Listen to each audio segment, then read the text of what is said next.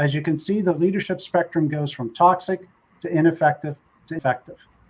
Effective leaders are focused on the people because leadership is about people, right?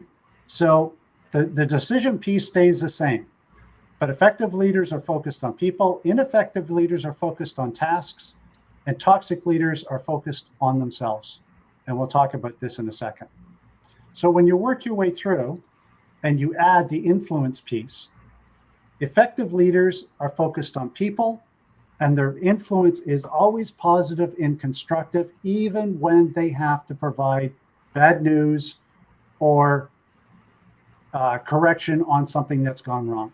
Because what they do is they use coaching and mentoring to correct the behavior or to help people learn from whatever went wrong. Ineffective leaders are focused on tasks, on task completions. And what they do is they spend their time on tasks, and they don't spend their time on building relationships with their people. And because of that, the ineffective leaders' influence on the people of the organization is marginal because they view people as a resource to complete tasks and not as a person who has passions and emotions and values and all of those things we talked about previously. And then you have the toxic leader.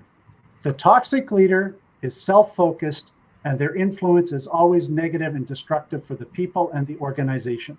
A toxic leader will make every decision and every action through the lens of how is this going to impact or look upon me?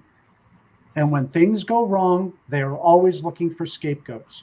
It is never their fault. And unfortunately, this is where a lot of organizations sit with their organizational cultures. It is being influenced by toxic leaders, and we'll talk about this impact a little bit later on. So I was part of a team that helped rewrite the leadership doctrine for the Canadian Forces, and we went 2.5 years of going through all of the leadership theories and models.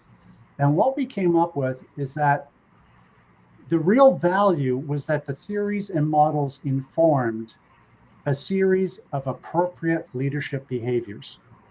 And so we don't talk about style. We talk about effective or appropriate leadership behaviors. I've had a great opportunity in the last decade. I've been with 3 different organizations. And it's interesting because every place you go, they'll be like, oh, watch out for so-and-so, or watch out for this person, or this is what's going on. And it's interesting because I didn't change that person. They stayed the exact same person.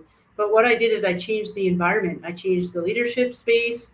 I engaged them. I had some social capital. So the goal, as Angela put it there, is to create an environment that inspires people to give simply because they want to, right? They want to feel valued. They want to feel trusted. They want to know that I have their back when things go wrong. So you have to create genuine interactions. But as leaders, we don't change people, but we change the environment that we interact in.